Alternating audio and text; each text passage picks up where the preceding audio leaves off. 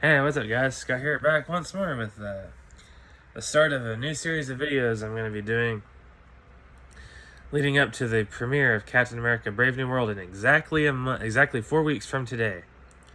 It will premiere. So, um, yeah, I kind of want to take these next 4 weeks to kind of recap and review all of the previous films in the MCU that feature Captain America. Because I feel that last year was kind of a lull year for the MCU. All we really got was last year was Deadpool and Wolverine, which I absolutely loved. But it's nice to have being a year again where we're getting several superhero films to look forward to. So yes, maybe the MCU needed last year to kind of recalibrate and get things on the right track again. But this year we start the road to Avengers Doomsday with a series of films coming out. So, and the first of those films is Captain America 4, Captain America Brave New World. So, which is really going to get the ball rolling through this next series of films to build up to Avengers Doomsday. So, I felt it was only appropriate to go back and retread the journey of Captain America through the MCU so far. So, and I am so burned out on the Disney Plus series stuff.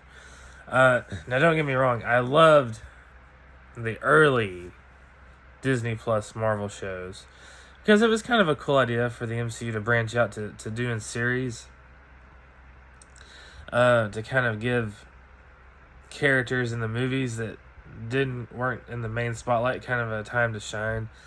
But I think a lot of it, like I loved WandaVision, loved Falcon and Winter Soldier, loved Hawkeye, loved Miss Marvel, but these characters belong on the big screen. It's called the Marvel Cinematic Universe for a reason. So these characters belong on the big screen. So I'm excited to get back to the big screen. I'm kind of burned out on the Disney Plus stuff. I'm ready to get back to the movies to see these characters, which we have been, because in the Marvels we got Miss Marvel and Monica Rambeau on the big screen. Kate Bishop was brought in there at the very end. So they're doing a good job of bringing these Disney Plus characters to the big screen so far. But I'm talking about I want to see these characters on the big screen. That's where they belong. So I'm glad that they're getting back to that. Anyway, let's get started. So today I'm going to be reviewing the first Captain America movie in the MCU. So the way I'm going to be doing it, I'm going to be doing it in timeline order of when they were released. So when they take the best way, I think that's the best way to do it. So I'm going to do the first movie I'm going to review is the first Captain America movie, and then the first Avengers, and then all the way through Endgame. I will not be reviewing the Falcon and the Winter Soldier because I don't feel this is a movie series review. So, like I said, we gotta get back to the movies. So the movies are what's most important. So I will only be focusing on the 7 movies in the MCU that feature Captain America in a major role. So, anyway, let's get started. So, Captain America, the first Avenger. Captain America's first proper appearance in the MCU. Now, I remember that he had been teased a couple times in the previous movies. We had seen his shield, and he may have even been, so we knew he existed.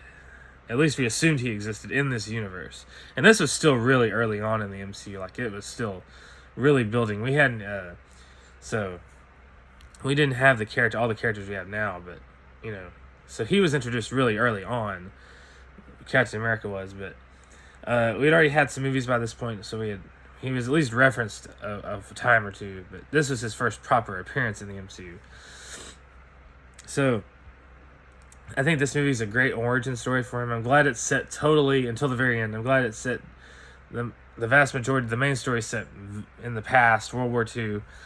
And I'm glad they didn't try to bring him into modern day immediately, because we needed to see his backstory, and his arc that brought him to this point in the modern day. So we see how and why he gets the super soldier serum. We see him go through training and fighting in World War II against Hydra and the Red Skull.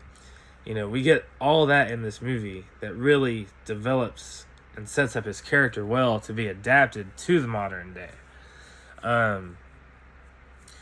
I think Chris Evans is phenomenal in the role.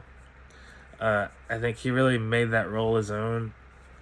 And, yeah, he was great casting. Haley Atwell as Peggy Carter, his love interest. Amazing casting. I'm so excited. So excited they're both coming back for Avengers Doomsday. And what role? Who knows? But them as those characters, love and adore them both. The process of how he gets the serum, when Dr. Abraham Erskine, played by Stanley Tucci, comes in and said, I'm not looking for a good soldier to take the serum. I'm looking for a good man. And Steve Rogers is a good man at heart in a weak body, but he has the heart. So Dr. Abraham Erskine chooses him to receive the super soldier serum because he's a good man at heart. Love that scene of him and Dr. Erskine talking. And you get to see Bucky is introduced in this movie as Cap's friend back in the 40s. And, that kind of sets Bucky on his path, too. Now, Steve Rogers is a much more mainstay character through the Infinity Saga than Bucky, but Bucky does appear here and there, too. I'll get more into that as we go through the series, but this movie introduces Bucky. So Bucky's technically been around since the beginning, too, so Sebastian Stan's great as Bucky. Excited he's coming back, too. So this movie introduces a lot of moving pieces for the MCU that pay off later in the saga, which we'll get to when we get to those movies.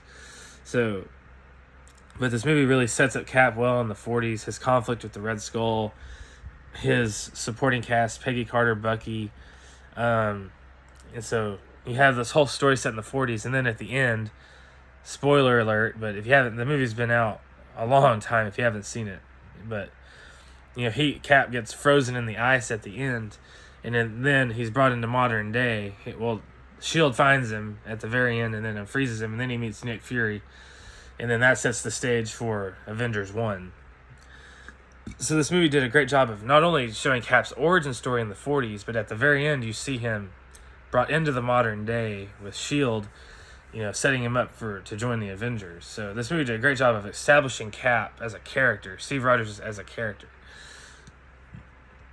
I think the action scenes are cool. The World War II, it's a period piece, right? So it's an MCU war movie period piece. Now, the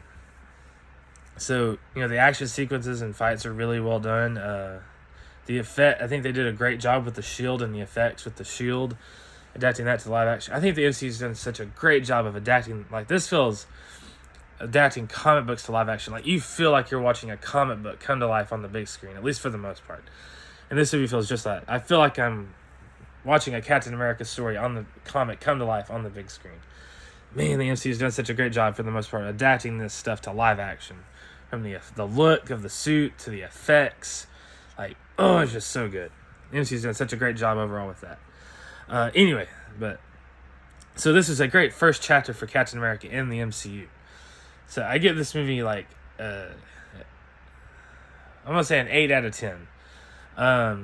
I think the upcoming movies are better. None of these movies I'm going to review are bad, by the way. I think all 7 of these films are very good.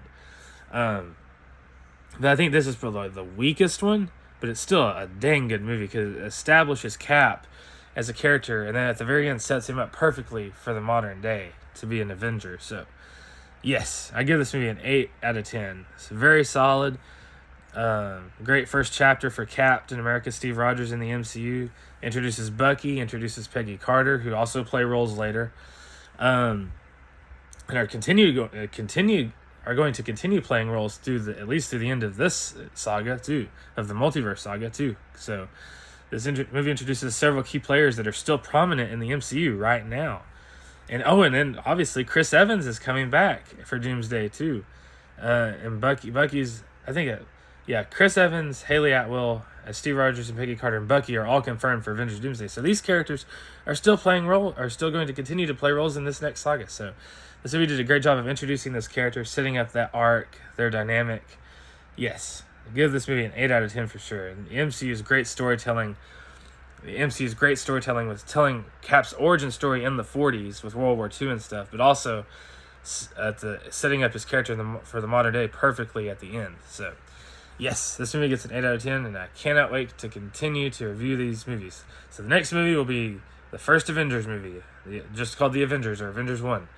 So thanks for joining me on this journey, guys, as we recap and review Captain America in preparation for Captain America Brave New World. Anyway, guys, thank you so much for watching, and peace out.